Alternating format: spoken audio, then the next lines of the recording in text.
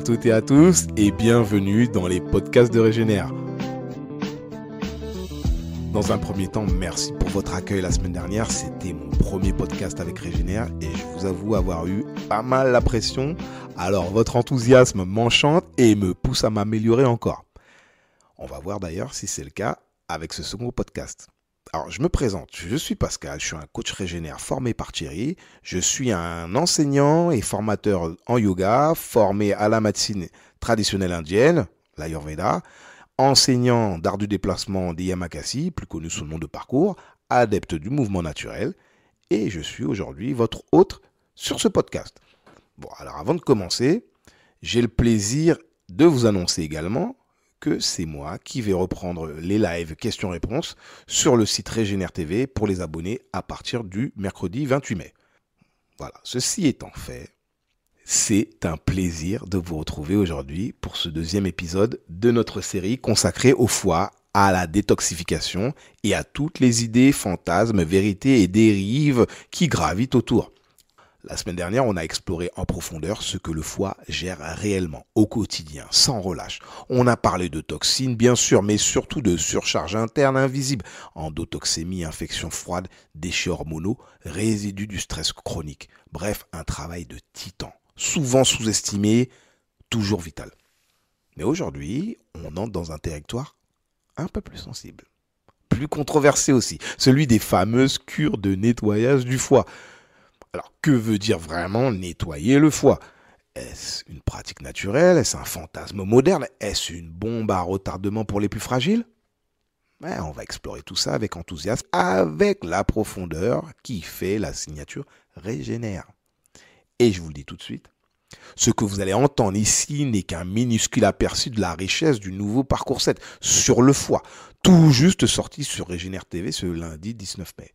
C'est un parcours de 9 modules parmi les plus aboutis que nous ayons créés, actuellement disponibles avec un abonnement exceptionnel à 20 € par mois, et résiliable à tout moment. Et ceci au lieu de 35 €. 20 € par mois. On peut pas faire mieux. Alors, ce n'est pas tout. Sur Régénère TV, ce sont déjà 6 autres parcours qui sont en ligne. 10 formations exclusives inspirées des enseignements de Thierry Casasnovas, des blogs, un forum, une communauté vivante, tout un écosystème au service de votre santé naturelle et de votre autonomie. Et puis des lives, questions-réponses pour encore un peu plus approfondir ces notions, comme je vous l'annonçais en début de podcast. Alors, parlons du foie. De nouveau le foie. Vous allez dire, tu en as parlé toute la semaine dernière. On l'a vu la semaine dernière. C'est vrai, le foie a énormément de produits à traiter, endotoxémie, exotoxémie. Ces notions ne devraient à présent plus vous être étrangères. Et même si nous n'avons fait que survoler ces questions, on y reviendra largement dans d'autres podcasts et surtout dans les parcours proposés sur le site Régénère TV. Normalement, vous avez compris avec moi que le foie a une charge toxique immense à gérer au quotidien. Donc, le filtre s'encrasse, c'est logique. Mais est-ce que c'est pour cela qu'il faut le décrasser ? Attendez. Le problème, c'est que le foie, ce n'est pas un filtre. On l'a assez dit la semaine dernière. Alors que faut-il faire et pourquoi ? Vous en avez forcément entendu parler, de ces protocoles de nettoyage du foie, peut-être même, vous les avez déjà expérimentés, type purge à l'huile et au citron, cure Clark, monojet, jus de radis noir et artichaut, jeûne sec ou intermittent, hydrothérapie du côlon, lavement, plantes médicinales spécifiques. Alors, aujourd'hui, on va faire ce que personne ne prend vraiment le temps de faire. Mettre tout ça à plat, avec discernement et lucidité. Parce que oui, nettoyer le foie, ça peut avoir du sens, mais pas n'importe comment. Et surtout pas pour n'importe qui et à n'importe quel moment.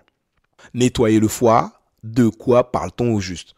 Le mot nettoyage en lui-même pose problème. Il évoque un acte ponctuel, une opération de ménage, un coup d'éponge dans un organe considéré comme encrassé. Mais le foie n'est pas un siphon, le foie n'est pas un filtre, ce n'est pas un tuyau qu'on débouche, un filtre qu'on remplace, une machine à détartrer.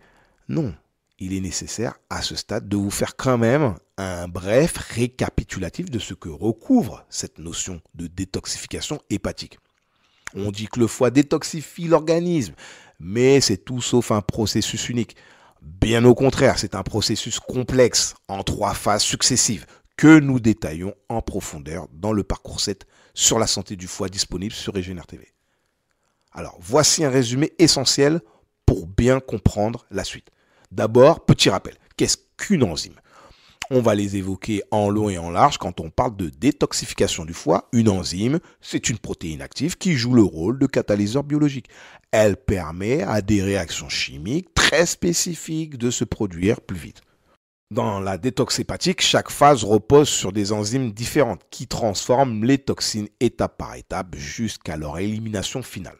Alors, la phase 1, activation, transformer pour préparer. C'est la porte d'entrée du processus. Le foie commence par modifier chimiquement les toxines grâce à des enzymes spécialisées, notamment les cytochromes P450. Ces enzymes rendent les molécules plus réactives, c'est une étape d'oxydation. Mais attention, cette phase rend souvent les toxines plus dangereuses qu'avant. On passe d'une toxine dormante à un métabolite intermédiaire souvent plus toxique, plus instable et capable de générer des radicaux libres très agressifs. C'est une phase pro-inflammatoire. Stimuler la phase 1 seule, par exemple avec certains jus, plantes ou compléments dits détox, peut être risqué. En particulier si les 2 autres phases ne suivent pas. Et ça arrive plus souvent qu'on ne le croit. En particulier chez des personnes qui prennent certains extraits végétaux sans suivi. Je vous donne quelques exemples. Le millepertuis, le curcuma, le chardon-marie, le romarin ou la menthe. Ça ne veut pas dire qu'il ne faut pas les utiliser, mais surdoser ces substances sans soutenir la phase 2 et 3, de la même manière, c'est prendre un risque de suractiver la phase 1 au détriment des autres. Ça arrive également souvent chez des personnes qui forcent un jeûne ou une purge sans soutien nutritionnel adéquat. Résultat, production massive de déchets que le corps ne peut pas gérer, une mobilisation et une activation des toxines sans sortie possible qui va amener une inflammation silencieuse et peut-être conduire à un effondrement progressif. Bon, ça c'était la phase 1, ok ? La phase 2, conjugaison, en gros, neutraliser et rendre soluble. Heureusement, la phase 2 est là pour neutraliser les toxines rendues instables en phase 1. Le foie les associe à d'autres molécules naturelles, telles que le soufre, le glutathion, le glycine, la taurine, pour les rendre hydrosolubles, donc prêtes à être éliminées. Cette phase est la clé de la sécurité biologique. Mais elle dépend entièrement de notre statut nutritionnel. Vitamine B, B6, B9, B12, magnésium, acides aminés soufrés, antioxydants, flavonoïdes. Sans cela, les toxines de phase 1 stagnent dans un état hautement réactif et endommagent les cellules, les tissus et le foie lui-même. Alors, voici quelques aliments et produits qui soutiennent activement cette phase 2 de la détox hépatique. Les acides aminés soufrés, nécessaires à la conjugaison, au glutathion, à la méthionine, à la taurine. On y retrouve dans cette catégorie l'ail cru, l'oignon, le poireau, échalote, les radis noirs, le brocoli, le chou, le navet, les œufs, en particulier le jaune d'œuf, la spiruline. Les vitamines B, B6, B9, B12. B6, on en trouve dans la banane, l'avoine, le saumon, les graines de tournesol. La B9, les folates, les épinards, salade romaine, légumineuses, betteraves. B12, le foie en petite quantité, les œufs, les produits fermentés ou compléments si végétaliens. Le glutathion et ses précurseurs, l'avocat, l'asperge, brocoli, l'ail, le curcuma en synergie avec le poivre noir, bien connu dans la médecine ayurvédique, la N-acétylcystéine en complément si besoin. Le magnésium, on en trouve dans les amandes, les graines de courge, le cacao cru, les sarrasins, bananes, l'eau de source, riche en magnésium bien sûr.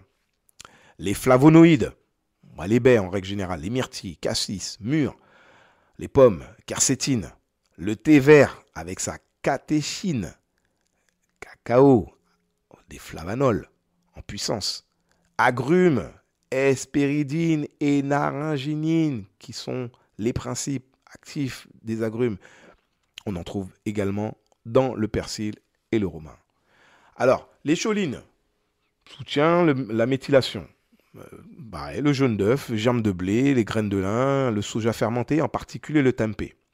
Donc, pour résumer, la phase 2 ne se soutient pas avec des plantes détox agressives, mais avec des nutriments spécifiques issus d'aliments simples, vivants, riches en cofacteurs, qui donnent au foie les briques dont il a besoin pour neutraliser les toxines de manière sûre. Ok ? Phase 3, excrétion, sortie du corps. Une fois modifiée, la phase 1, puis neutralisée, la phase 2, les toxines doivent encore quitter l'organisme. Et c'est le rôle de la phase 3, l'excrétion. Les toxines liposolubles passent dans la bile, puis l'intestin, puis les selles. Les toxines hydrosolubles passent dans le sang, puis les reins, puis les urines. Liposolubles, bile, intestin, selles. Hydrosolubles, sang, reins, urine.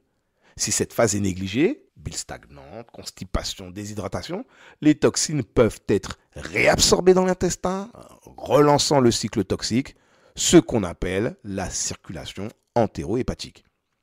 Alors, comment soutenir cette phase 3 ?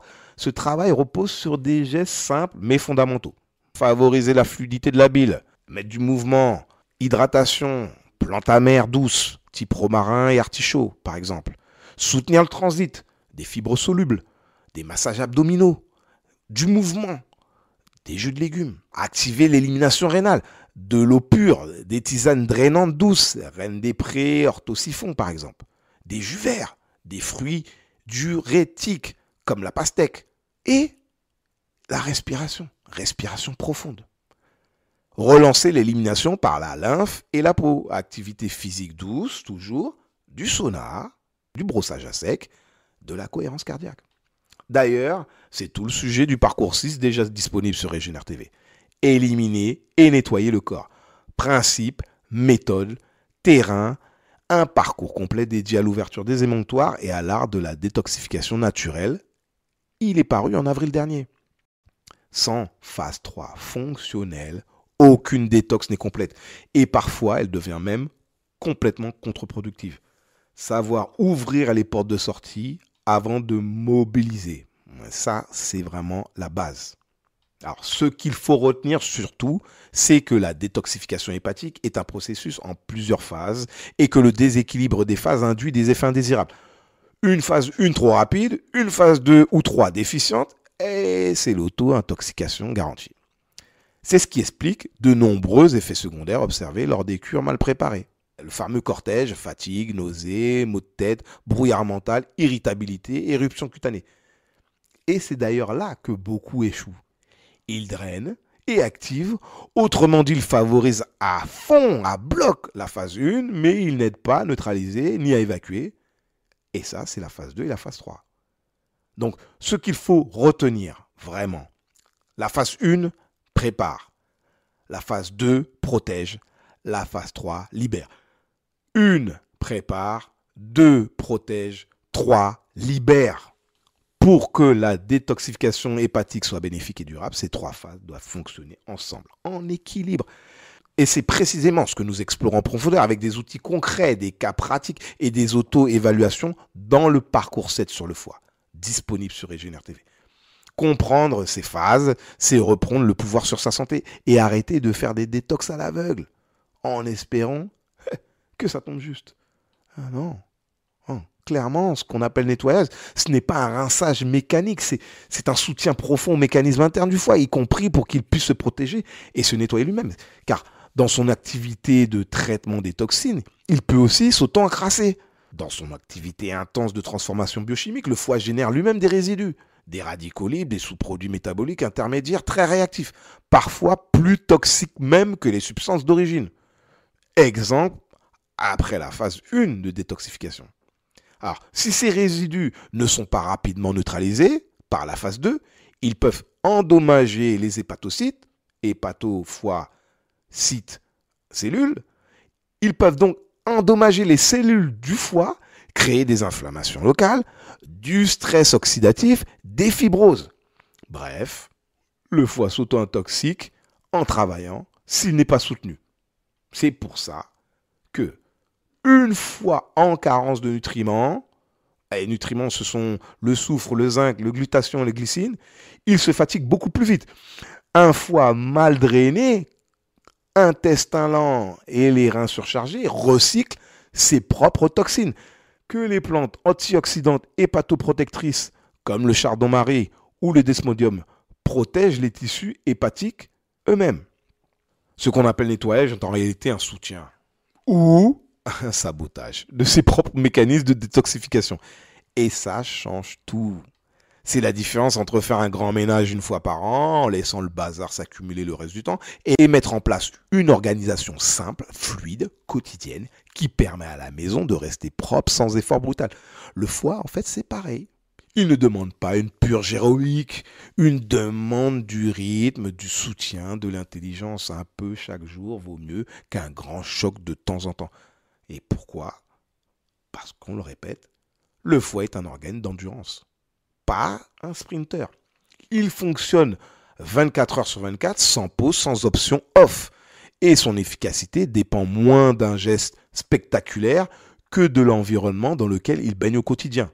Lorsqu'on attend que les toxines s'accumulent, que les émonctoires se bougent, que la digestion ralentisse, que la fatigue s'installe, et qu'on décide d'un coup de nettoyer en lançant une purge, un jeûne, une cure de choc, c'est comme vider un placard à la hâte en jetant tout dans une autre pièce. On déplace le problème, on ne le résout pas. Et ça, c'est fondamental à comprendre. Pourquoi ? Parce que le foie n'est pas un émonctoire comme les autres. Ce qui est purgé du foie ne part pas directement vers l'extérieur du corps. Il faut vraiment garder ça à l'esprit. Ce qui est purgé du foie est envoyé vers d'autres organes d'élimination, qui sont prêts ou pas. Résultat, libération brutale de toxines que les intestins, les reins ou la lymphe ne sont peut-être pas en état d'évacuer correctement. Résultat, risque de crise de détoxification liée à la saturation des émonctoires, le fameux cortège, maux de tête, nausées, fatigue, irritabilité, éruption cutanée. En réalité, ce n'est pas une vraie détox, c'est une réabsorption. Ce sont des toxines que le foie a tenté de libérer, mais comme les voies de sortie sont bouchées ou paresseuses, elles repartent dans la circulation. Et là, c'est le recyclage toxique, la fameuse fausse crise curative, qui n'est qu'un signal d'alerte d'un corps dépassé. Et surtout, une rechute rapide. Pourquoi ? Parce que le terrain n'a pas été restauré, parce qu'on a agi sans préparation, sans libérer les voies de sortie, sans renforcer ce qui devait l'être. Ah oui, le pire des scénarios. Mais c'est tristement fréquent. Et plus l'organisme est fatigué, plus le risque est élevé. Paradoxalement, ce sont précisément les personnes les plus épuisées qui ont le plus recours à ces protocoles de nettoyage hépatique. Parce qu'elles veulent repartir à zéro, tout vider, faire peau neuve, alors qu'en réalité, quand la vitalité est encore là, le foie se détoxifie naturellement, quotidiennement, sans tambour ni trompette.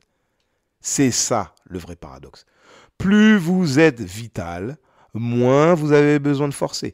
Et plus vous êtes fatigué, plus il vous faut avancer en douceur, avec discernement, sans déclencher une tempête dans un corps qui peine déjà à tenir debout. Je me souviens, lors de notre formation de coach régénère, Thierry nous en parlait souvent. Le paradoxe de la faible santé. Plus tu es en faible santé, moins ton organisme est capable de supporter des protocoles puissants. Et donc, plus la progression vers la santé devra être lente, douce, respectueuse. Et à l'inverse, plus tu es en vitalité, plus ton corps tolère et parfois réclame des ajustements plus intenses, des jeûnes, des relances digestives, des purges même. Mais tu en as alors moins besoin. C'est ça le paradoxe. Ceux qui veulent, qui auraient besoin d'ailleurs, d'aller vite, sont souvent ceux qui ne peuvent pas se le permettre. Tandis que ceux qui peuvent se le permettre n'en ont plus vraiment besoin. La régénération, c'est donc moins une question de protocole que de rythme, moins une question de puissance que d'écoute. Et c'est là que l'intelligence du vivant reprend toute sa place et toute son ancienneté. Donc pour revenir à notre sujet principal, à l'inverse des purges, lorsque le foie est soutenu de manière douce, régulière, adaptée, il fonctionne à son rythme naturel. Il évacue au fur et à mesure sans engorger les autres émonctoires, sans créer de déséquilibres brutaux. C'est ça l'intelligence du vivant. Travailler avec lui, pas contre lui. Travailler avec lui, pas contre lui. Respecter ses temps, respecter ses besoins, respecter ses relais. Le meilleur d'ailleurs nettoyage restera toujours un auto-nettoyage, c'est-à-dire un nettoyage dirigé et orchestré par l'organisme. Pas comme un Karcher, même soi-disant naturel. Seul le nettoyage dirigé par le corps respectera l'état global de l'organisme, la force nerveuse réellement disponible et la capacité des émonctoires. Il ne s'agit pas de faire une démonstration de force, mais bien de favoriser un nettoyage profond et qui dure. Le foie a besoin d'un intestin fonctionnel avec un bon péristaltisme. Il a besoin de reins efficaces, capables d'éliminer et non juste bons à pisser de l'eau. D'un système nerveux détendu, car le nettoyage hépatique est dirigé par le système nerveux parasympathique. Il a besoin d'un rythme de vie stable pour bien caler les rythmes chronobiologiques. D'une alimentation dense, micronutritionnellement, pour soutenir les 3 phases de détoxification du foie. En résumé, la régénération durable n'est pas spectaculaire. Elle est quotidienne. Ce n'est pas ce qu'on fait pendant 3 jours par an qui change la donne, mais ce qu'on répète chaque semaine avec patience et constance. Et c'est tout le message du parcours 7 sur le foie, sur Régénère TV. Sortir des automatismes, des recettes toutes faites, des purges mécaniques pour entrer dans une stratégie vivante, personnalisée, qui vous ressemble. Alors attention, ne me faites pas dire ce que je n'ai pas dit. Pour un organisme en bonne vitalité, une purge ponctuelle, bien menée, suivie d'une reprise en main globale de son hygiène de vie, peut être une bonne idée, comme une sorte de reset. Mais uniquement parce qu'il y a derrière des pratiques d'hygiène de vie durable cohérentes et déjà en place, ou au minimum en voie de l'être. Alors, on va faire une petite revue critique des protocoles courants.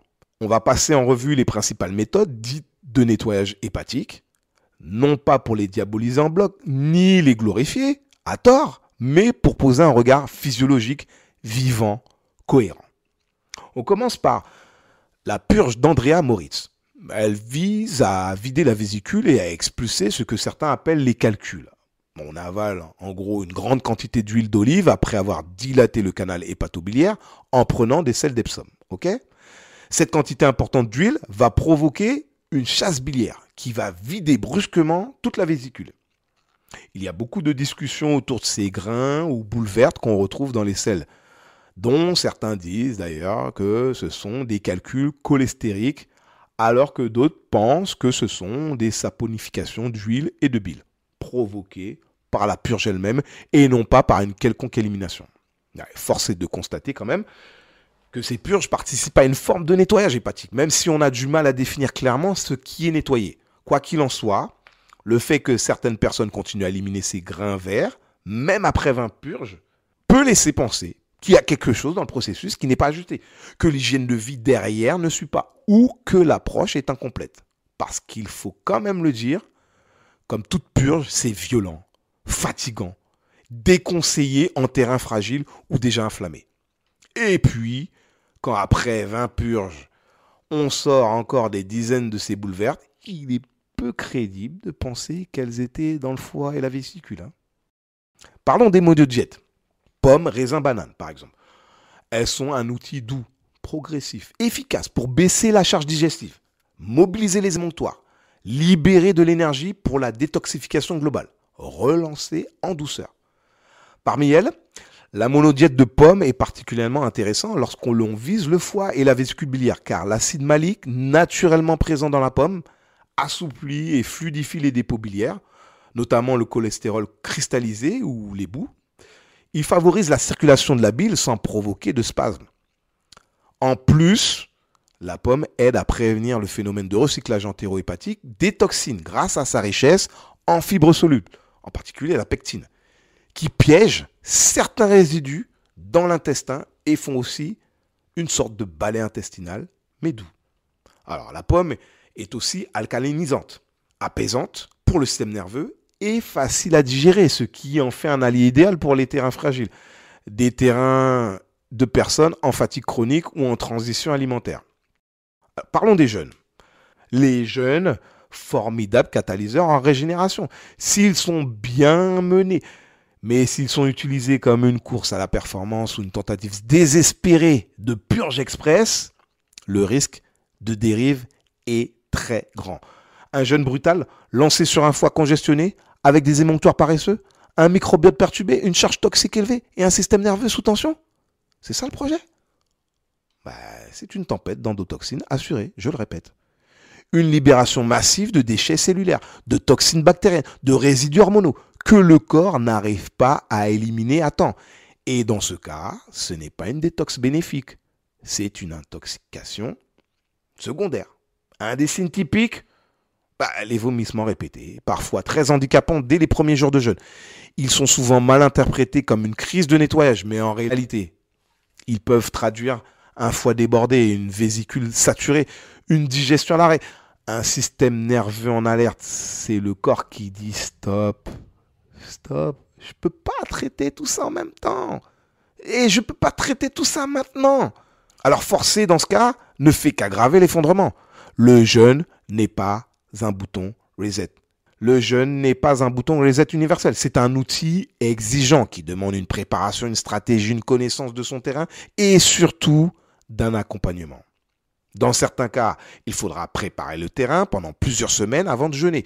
Dans d'autres, il faudra commencer par soutenir les émonctoires, apaiser les tensions, relancer le transit, reminéraliser avant même d'envisager une restriction alimentaire. Bref, le jeûne, c'est tout un art. C'est un art, pas un protocole automatique et surtout pas à considérer comme un défi à relever quand on est déjà à genoux. Les jus pour le foie, utiles, bien entendu, oui, mais pas magiques. Les jus de légumes et de certains fruits peuvent être d'excellents alliés pour le foie, à condition d'être bien choisis, bien dosés et bien compris. Leurs atouts sont clairs. Leurs atouts, c'est reminéraliser un terrain carencé, alcaliniser l'organisme, réduire l'inflammation latente, hydrater en profondeur, relancer la lymphe et l'excrétion rénale, apporter des cofacteurs précieux pour la phase 2 de détox, en particulier grâce aux vitamines B, les antioxydants, les acides aminés. Exemple utile de jus, le jus de betterave. Il soutient la production de bile, riche en bétaïne, favorable à la méthylation, donc à la phase 2. Le jus de curcuma frais, puissant inflammatoire, mais à utiliser avec prudence, car il stimule beaucoup la phase 1. Donc attention, si la phase 2 ou l'élimination ne suivent pas, donc un peu de curcuma dans chaque jus, à la titi, c'est top. Mais des cures intenses de jus de curcuma, attention. Les jus d'agrumes, citron, pamplemousse, orange, riches en limonène, un composé qui favorise la sécrétion biliaire, donc la phase 3, mais qui stimule également certains cytochromes, P450, qui apparaissent dans la phase 1. Donc, un jus de betterave orange avec un poil de curcuma et du gingembre, et on est bon, on touche à rien, c'est parfait. N'oubliez pas, les jus ne nettoient pas le foie à eux seuls. Bien choisis, bien intégrés, ils peuvent alléger la digestion, nourrir les processus de neutralisation, encore une fois la phase 2, et relancer en douceur l'élimination. Ils doivent être adaptés au terrain, au moment, au niveau d'énergie et ne jamais remplacer les fondamentaux. Respiration, repos, rythme, transit, hydratation profonde. Les fondamentaux, respiration, repos, rythme, transit, hydratation profonde. Abordons le cas des plantes dites détoxifiantes. Oui, encore oui, mais avec discernement. Chardon-marie, radis noir, boldo, desmodium, elles sont souvent présentées comme des alliés du foie, oui, et à juste titre. Mais il faut vraiment comprendre ce qu'elles font et à quelle phase de la détox hépatique elles agissent. Car détoxifier, drainer, ce n'est pas encore évacué. C'est pas encore évacué. Si l'intestin est ralenti, si la lymphe stagne, si les reins sont saturés, on ne fait que déplacer le problème et parfois même l'aggraver. Alors, permettez-moi de vous proposer un petit guide rapide des plantes selon les phases. Plantes qui soutiennent principalement la phase 1, donc la phase d'activation, les enzymes P450, à manier avec prudence si la phase 2 ne suit pas. Toujours le petit disclaimer. Donc ces plantes, le curcuma, Toujours là le curcuma. Curcuma, stimulation enzymatique, effet antioxydant également. Le romarin, propriété tonique hépatique, active les cytochromes P450. Le millepertuis, un inducteur enzymatique puissant, mais attention aux interactions fréquentes, il est photosensibilisant par exemple. L'amande poivrée, stimulation hépatique douce en effet, mais peut accentuer la production de métabolites réactifs. Pour les plantes qui soutiennent la phase 2, donc la phase de conjugaison, de neutralisation, elles sont idéales pour la protection cellulaire et la sécurisation du processus. Par exemple, chardon-marie, silimarine égale antioxydant puissant. Il stimule la régénération hépatocytaire. Le desmodium, il protège les hépatocytes et il régule la perméabilité cellulaire. La betterave, en jus ou en poudre, est très riche en bétaïne. Elle soutient donc la phase 2 très efficacement. L'artichaut, soutien direct, mais il augmente la production de bile et favorise l'excrétion des composés conjugués. En ce qui concerne les plantes qui soutiennent la phase 3, donc la phase d'excrétion, d'élimination, ce sont les plus négligées et pourtant elles sont cruciales. Le radis noir, cholagogue puissant, stimule l'évacuation de la bile vers l'intestin. Le bol d'eau, il agit sur la vésicule biliaire, il favorise la fluidité biliaire, c'est un antispasmodique. L'ortie, le pissenlit, l'orthosiphon, eux, ils soutiennent l'élimination rénale. La reine des prés, le frêne, l'aubier de tilleul favorisent le drainage lymphatique.